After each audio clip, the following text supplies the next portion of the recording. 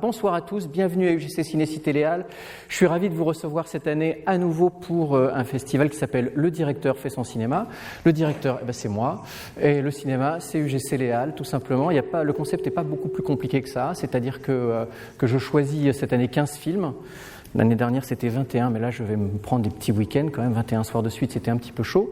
15 films dont le seul point commun est qu'ils ont une importance particulière dans ma filmographie et que j'ai envie de les faire redécouvrir au public en faisant une présentation dans laquelle, je vous le promets, il n'y a pas une seule source Wikipédia ni intelligence artificielle. Alors tout ce que je dis, même si c'est stupide, ça vient uniquement de moi. Voilà. Donc ce soir, on commence par Steven Spielberg et par Rencontre du troisième type. Alors, quand je dis que c'est 15 films qui n'ont rien à voir, il y a quand même des films qui ont des correspondances et des films qui se répondent. Par exemple, si vous venez voir Rencontre du troisième type aujourd'hui, il faut également venir voir vendredi soir Aguirre, La colère de Dieu de Werner Herzog. C'est un film qui répond d'une certaine façon, enfin, c'est un film qui est avant, mais c'est deux conceptions complètement différentes, opposées, on peut dire, du cinéma d'aventure, du cinéma d'action. L'homme d'action dans le cinéma de Spielberg est un homme qui a des limites. Nécessairement. Il y a des interdits, il y a des territoires où il ne faut pas se rendre, il y a du sacré. Il n'y a absolument pas de sacré dans le cinéma d'Herzog, c'est tout le contraire. L'aventurier chez Spielberg est un aventurier passif, d'une certaine façon l'aventure lui tombe dessus, chez Herzog il va la chercher et il la poussera au maximum. Indiana Jones ferme les yeux devant l'ouverture de l'arche.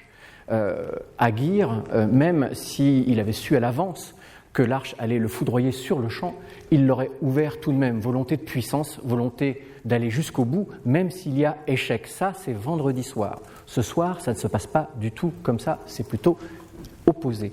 Et puis un deuxième film en référence directe avec Rencontre du troisième type, c'est lundi soir, Midnight Special de Jeff Nichols. Si vous avez l'occasion d'être là et si vous n'avez pas vu ce film, Jeff Nichols d'abord est un immense réalisateur qui n'a pas toujours, je trouve, le succès qu'il mérite. Midnight Special en particulier est un film qui est un tout petit peu passé inaperçu, en tout cas qui n'a pas fait les entrées qu'il mérite. Je vous conseille de venir le voir. Ce soir, vous allez voir une sorte d'apologie de l'homme-enfant. Et lundi prochain, vous aurez un retournement, puisque on est plutôt sur une continuité et une sorte de portrait de l'enfant-homme. Entre-temps, 20 ans d'histoire se sont écoulés, 20 à 30 ans d'histoire, et on est dans la continuité avec Midnight Special du film que vous allez voir ce soir. Donc voilà, si vous voulez 3 soirs à thème, ce soir, vendredi soir et lundi prochain. Enfin, vous pouvez venir voir les autres films également, hein, c'est pas interdit, évidemment.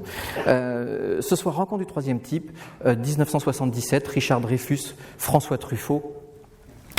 Spielberg est un cinéaste bien particulier, avec on va dire un imaginaire à lui, mais il était extrêmement proche c'est l'ami des cinéastes également, ami de beaucoup de cinéastes, dont François Truffaut qui joue dans ce film.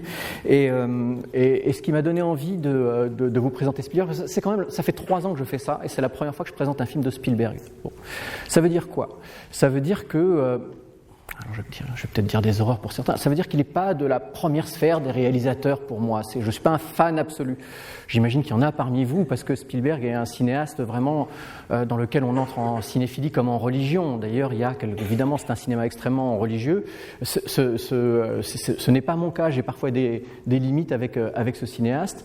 Mais mes rencontres du troisième type avaient un sens tout à fait particulier. D'abord, je travaillais sur une présentation de Premier Contact de Denis Villeneuve. Et Premier Contact est un film qui lui aussi est dans la droite lignée. C'est un cinéaste spielbergien par excellence. Le premier plan que vous allez voir du film de ce soir, le premier plan est un écran maculé de clarté et non d'obscurité, une tempête dans le désert, et un écran blanc duquel va naître la rencontre du premier type. Le premier type, c'est le cygne. Le premier type, c'est le signe inquiétant, c'est l'aberration par laquelle on se dit il y a un truc bizarre qui se passe. Et bien, l'aberration, ce qui est de l'autre côté de la frontière, ce qui est inconnu, l'inquiétante étrangeté dans tout le cinéma de Villeneuve ne vient jamais de l'obscurité, mais tout le temps de la grande clarté. Et je suis à peu près convaincu que cette scène a un sens matriciel dans le cinéma de Villeneuve. Et Spielberg a inspiré évidemment de nombreux cinéastes. Donc je travaillais sur sur la présentation de ce film, j'ai revu Rencontre du troisième type et je me suis vraiment dit, il faut à tout prix que je présente ce film. Alors voilà, Steven Spielberg, c'est le cinéaste de la correspondance avec le public. Pensez qu'on est aux alentours de 100 millions d'entrées en France sur le cinéma de Spielberg. C'est rien de dire que c'est un cinéaste populaire. Alors, un peu d'histoire quand même, comment on en arrive là avec ce cinéaste et comment il entre dans l'histoire du cinéma américain et pourquoi il a une place particulière dans cette histoire. Le cinéma américain de 1934 à 1966 est un cinéma qui vit principalement à travers une censure. Il y a un code qui s'appelle le code Hays, qui est un code extrêmement strict, il va le devenir un petit peu moins sur la fin, mais enfin un code quand même extrêmement strict, qui impose une forme et un fond à tout le cinéma américain. Selon quelques critères, les valeurs américaines doivent être positives du début à la fin. Pas de sexualité, zéro, ou pratiquement, ou alors vraiment uniquement pour reproduire des enfants. Et puis, de la violence, oui, si elle est justifiée et si elle est bonne pour les Américains. Voilà. Donc, ça ne fait pas grand-chose quand même. Et quand vous réfléchissez à l'immensité du cinéma américain qui est né sous cette censure, c'est absolument phénoménal. Mais c'est un cinéma qui s'est construit par rapport à une censure. Donc, toujours en creux et toujours en étant obligé d'aborder ces thèmes de biais, toujours en étant sulfureux, toujours en contournant ce thème. Un cinéaste comme John Huston, par exemple, pour reprendre encore un cinéaste de l'aventure, et un cinéaste qui va jusqu'au bout, ne cesse de contourner les thèmes. Excusez-moi, le micro est un tout petit peu fort, alors il est à la limite de la saturation, je vais parler un peu moins fort.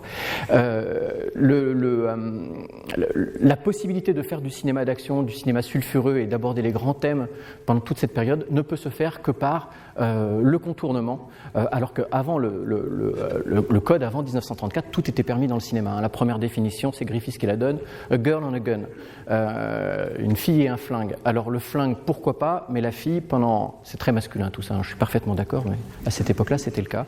Et donc la fille, on va oublier pendant un moment. Et ce cinéma va quand même perdurer pendant un certain moment, mais s'épuiser. On va finir par épuiser ce phénomène de contournement, et là, la censure va elle-même s'épuiser à donner ses codes, elle va petit à petit disparaître pour faire place à un cinéma quasiment libertaire qui va s'exprimer dans, pour le coup, une explosion de violence et une explosion également de thèmes de sexualité, de thèmes qui avaient été interdits pendant un certain temps, mais au prix de la perte de son innocence. Et ça, c'est le cinéma de la fin des années 60 et du début des années 70, Sam Peckinpah par exemple, et puis évidemment les cinéastes du Nouvel Hollywood qui vont tous arriver et qui vont intégrer au cinéma des choses qui étaient contournées jusqu'à maintenant, les grandes névroses du monde, qu'on retrouve chez Scorsese, qu'on retrouve chez Coppola, qu'on retrouve chez Friedkin, tous ces réalisateurs de la violence, qui sont des réalisateurs démiurges, qui se sont tous affranchis, pour prendre un terme de Scorsese, qui se sont affranchis des studios des studios de cinéma, qui ont produit un cinéma où ils ont pris le pouvoir, et cet ensemble de cinéma est celui que vous connaissez tous, principalement des années 70. Et dans cette catégorie de cinéastes, là, dans cette famille de cinéastes, il y a le petit dernier. Le petit dernier, Steven Spielberg, voilà, qui vient. Alors c'est le petit dernier, c'est-à-dire que quand vous avez une fratrie, le petit dernier, c'est celui où vous avez pas envie qu'il parte de la maison. C'est celui où vous avez envie qu'il reste enfant. Vous avez envie vous continuez de l'appeler par son petit surnom comme ça pendant des années. C'est celui-là, Steven Spielberg.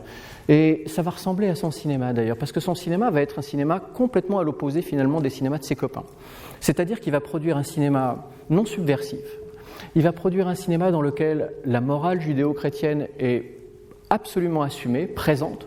Un cinéma sans sexualité, pratiquement, sans sexe carrément. Enfin, je veux dire, il y a très très peu. C'est une tendance, bien entendu, que je vous dis. Mais voilà, 3 types dans un bateau qui vont buter un poisson. C'est masculin, on est loin de A Girl on a Gun. Rencontre du troisième type, il y a bien une rencontre entre un homme et une femme et un baiser, mais alors franchement on se demande ce qu'il vient faire là, c'est la plus mauvaise scène du film, elle est complètement inutile, et voilà. Et les garçons ne savent pas embrasser dans les films de Spielberg. Même Indiana Jones, il fait signe, il veut un baiser sur le coude, il n'a rien compris. Donc on est clairement dans un cinéma quand même qui, grosso modo, aurait fait le bonheur du code Hays. C'est un cinéma que les studios n'ont pas réussi, eux, à faire à ce niveau-là, et qui va réaliser finalement le rêve de toute une idéologie américaine alors que eux n'avaient pas réussi à le faire. Et lui va le faire, mais indépendamment des studios, proposer un schéma qui, bien entendu, va tout de suite absolument satisfaire les studios et qui vont le récupérer, ne serait-ce que d'un point de vue marketing. On invente... Alors, la notion de blockbuster existe avant Spielberg, mais en tant que genre cinématographique, en tant que genre économique, même en tant que format économique, le blockbuster naît à partir des Dents de la Mer, on va dire. Et le marketing cinéma va commencer avec les films de Spielberg. Donc là, ça va influencer absolument tout le monde. C'est absolument génial d'être capable de faire un film comme ça qui va proposer ce monde limité par Dieu, systématiquement, dans tous les films de Spielberg. La possibilité de l'homme, l'aventure est limitée par Dieu. Le mal est parfois extérieur à l'homme, mais en général, c'est parce que l'homme a créé quelque chose. Les dinosaures, les dinosaures sont pas, même si ce sont des monstres, ils sont monstrueux, mais ils sont monstrueux parce qu'on a créé une monstruosité, c'est de les rendre à la même époque que les êtres humains. Donc, en général, lorsque quelqu'un fout le cirque dans les films, dans les films de Spielberg, ce sont les humains, et soit ils arrivent à se débrouiller tout seuls pour que ça se finisse bien, soit c'est Dieu qui s'en mêle. Mais en tout cas, ce qui est sûr, c'est que ça va bien se finir. Ça, c'est à peu près une certitude. Alors moi, c'est ça qui pouvait, par moments, un tout petit peu m'agacer. C'est une sorte de tyrannie du happy end, voilà. Mais ce n'est pas de l'idéologie, enfin, c'est peut-être de l'idéologie, mais en tout cas, ce n'est pas de la propagande. Il fait ça en toute innocence, absolument toute innocence. Son cinéma est comme ça. Et sa personnalité est comme ça. Je ne vais pas faire de la psychanalyse de bistrot, c'est très facile en plus avec Spielberg. Et puis Fabelman, son dernier film, a tout expliqué, donc il n'y a qu'à le voir, et puis comme ça vous avez tout compris. Mais en tout état de cause, il y a cette correspondance. Il correspond à une période où l'enfant va devenir roi, où l'homme va avoir un devenir enfant. Et il est le grand représentant de la pensée judéo-chrétienne qui correspond à ce mode de pensée. Alors étonnamment, par exemple, il est très ami avec tous les réalisateurs, y compris des réalisateurs qui pensent absolument pas comme lui. Il va pour autant les aider financièrement, etc., etc. Il va aussi les sauver un nombre de fois incalculable parce que les réalisateurs indépendants vont avoir parfois des projets faramineux et vont perdre beaucoup d'argent. Lui n'en perd pas.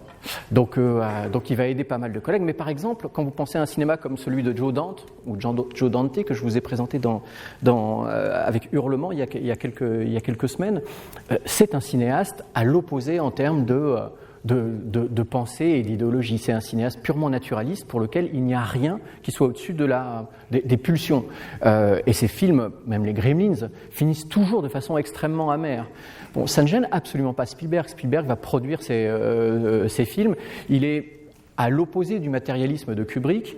Pour autant, on connaît toutes les amitiés de Kubrick. Il va se permettre de réaliser Intelligence artificielle à la place de Kubrick, qui était un projet de Kubrick qui avait commencé par Kubrick. Et puis, d'ailleurs, Rencontre du troisième type, le plan dont je vous ai parlé tout à l'heure, qui est le premier plan, qui est une rencontre du premier type, donc avec l'indice, est un plan qu'on pourrait penser en continuité complète de 2001, l'Odyssée de l'espace. Enfin, il faudra enlever les deux derniers plans, celui du fœtus énorme et celui de la recomposition de la vie à l'envers du personnage, mais toute la scène psychédélique avec cette musique complètement déstructurée, ce chaos monumental, vous allez écouter la musique de John Williams sur la première scène, c'est la même musique.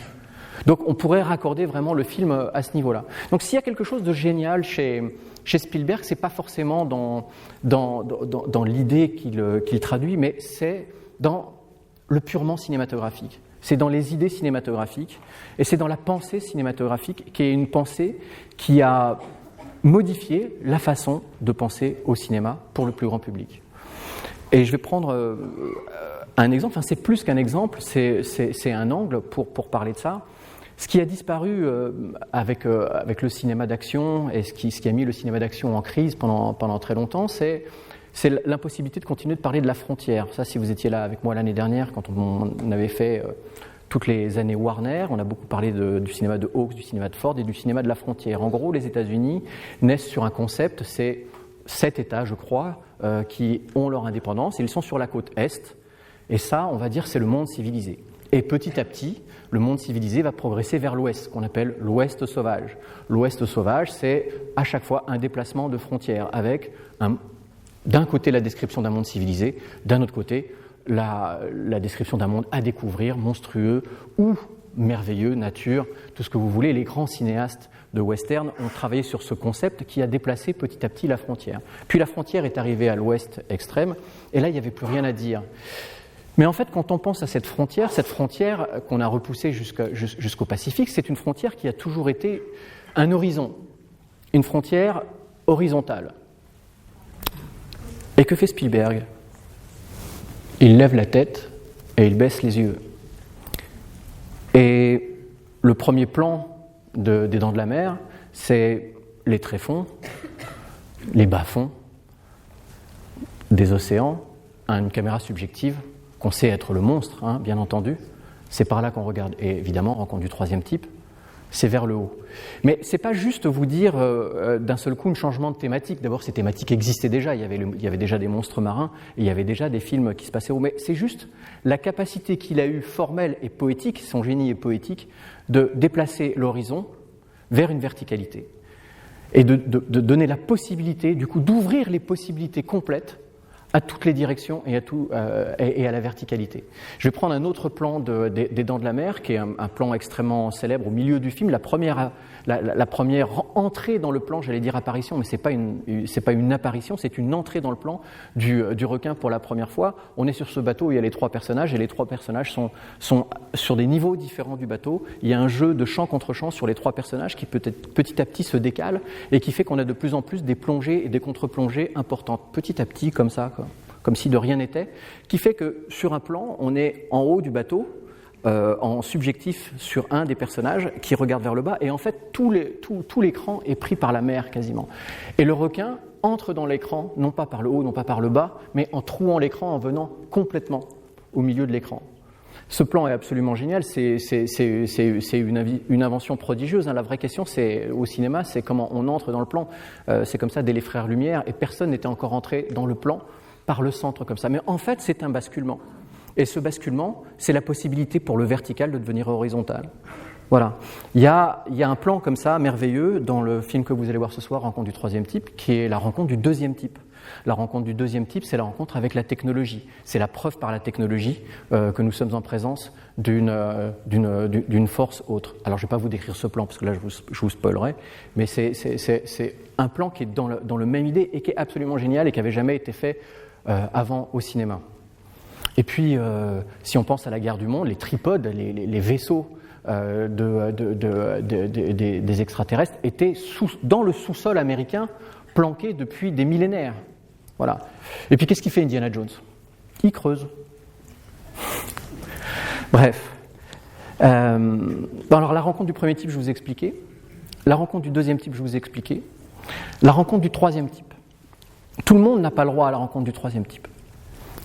Indiana Jones doit attendre 3 films avant d'avoir le droit d'avoir une rencontre du troisième type. Dans le premier film, il pourrait, mais il ferme les yeux et ça le sauve.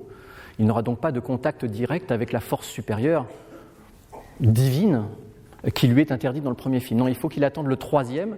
Il faut que seul le pénitent passera. Il faut qu'il plie le genou pour pouvoir passer. Et il faut qu'il soit en présence de son père pour avoir la possibilité d'avoir une rencontre du troisième type. Pour faire une rencontre du troisième type, c'est-à-dire directement à l'imaginaire des formes suprêmes, il faut un devenir enfant. Ce devenir enfant, c'est ce que vous allez vivre ce soir dans le film que vous allez voir. Voilà, je vous souhaite une très bonne soirée. Demain soir, c'est David Lynch, Lost Highway. Venez nombreux et vive le cinéma.